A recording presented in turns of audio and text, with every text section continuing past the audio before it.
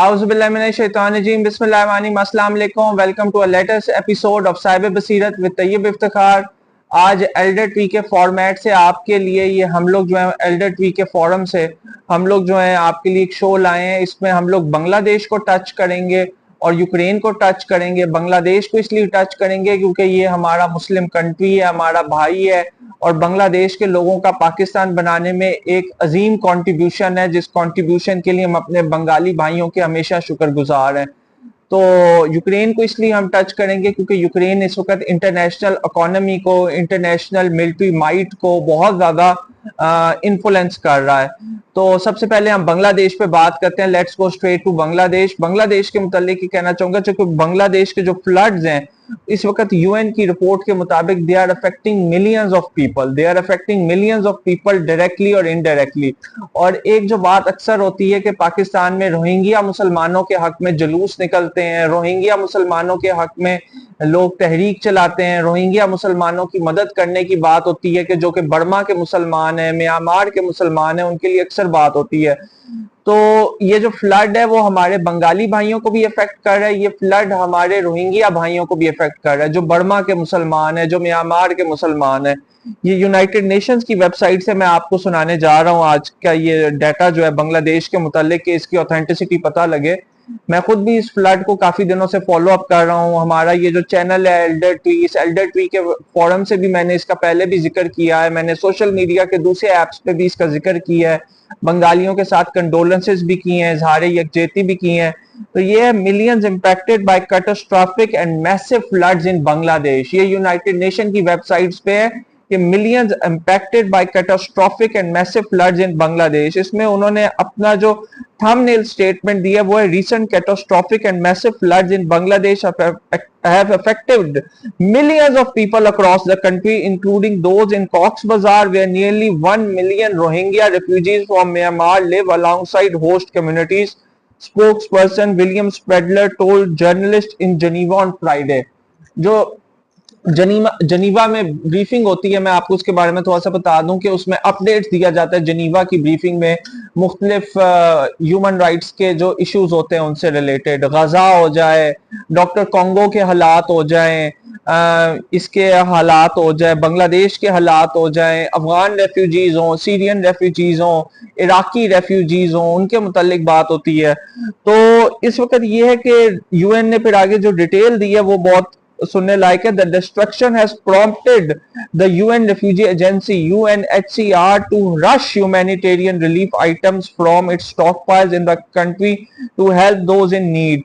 Over 18 million people in Bangladesh have been affected by these severe monsoon conditions, with more than 1.2 million families trapped as flash floods submerge vast areas of the country east and southeast. Massive damage has also been reported to roads, croplands and fisheries, several impacting livelihoods.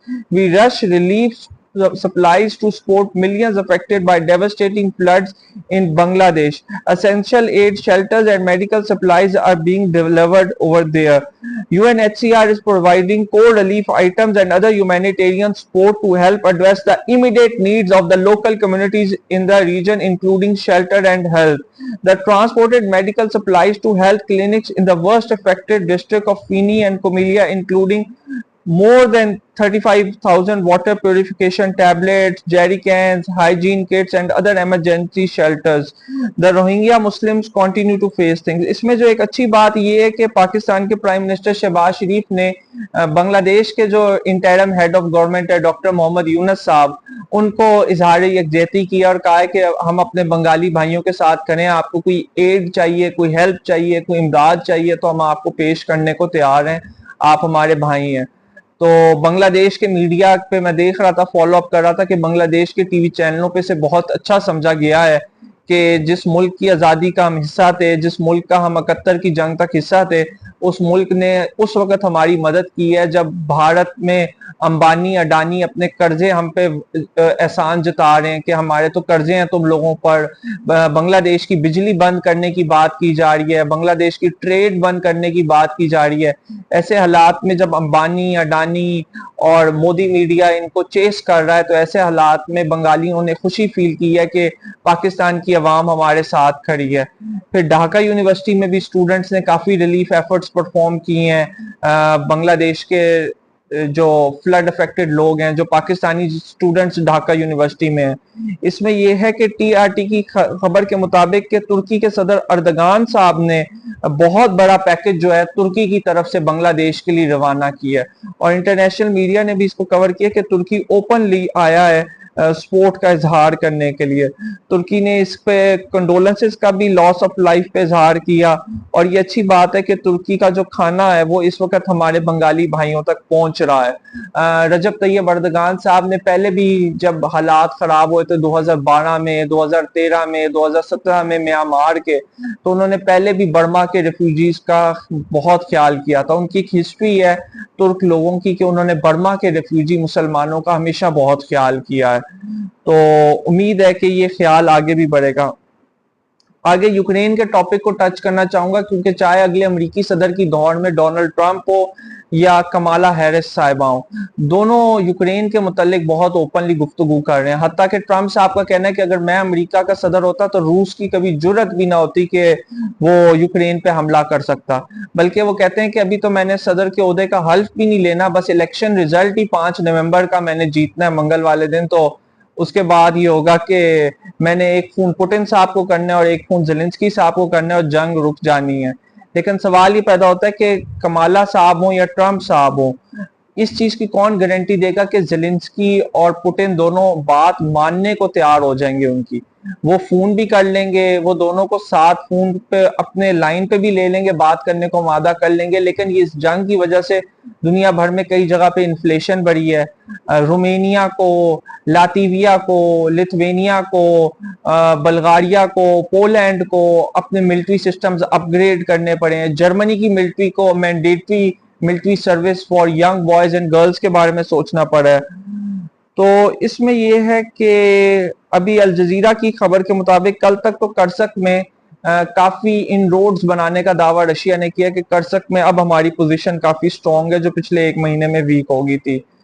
तो बाकी ये है कि Ukraine war के मुतालिक जो मैं international media की खबरें पढ़ते रहता हूँ, ये चीज तो बहुत क्लियर है कि यूक्रेन वॉर बहुत ज्यादा एक्सेलरेट कर सकती है अगर अगर अगर रूस कोई और क्वार्टर खुदा ना खास्ता खोल बैठता है वक्त से पहले, यानी यूक्रेन जंग खत्म होने से पहले, क्योंकि फिर होगा कि यूरोप को होगा कि अब हमें रशिया को नहीं छोड़ना चाहिए। तो ये बहुत ज्यादा एहतियात जरूरी है कि ये जंग जो है ये खत्म हो, और अगर अभी खत्म नहीं हो रही तो एटलीस्ट ये पोलैंड या फिनलैंड या किसी और मुल्क की तरफ ना बढ़ जाए।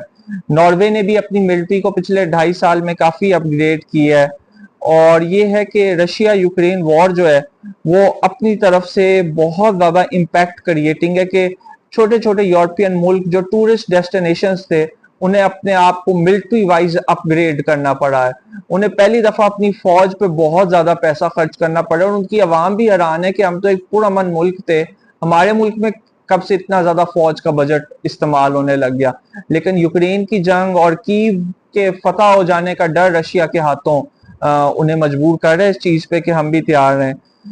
तो दूसरी तरफ अर्दगान साहब बहुत होपफुल हैं कि यूक्रेन डील कामयाब हो जाएगी, और लेबनान और बाकी दुनिया का एक बहुत बड़ा हिस्सा ग्रेन पे जो डिपेंडेंट है उसे तो यूक्रेन रशिया वॉर का पीस ही सूट करता है।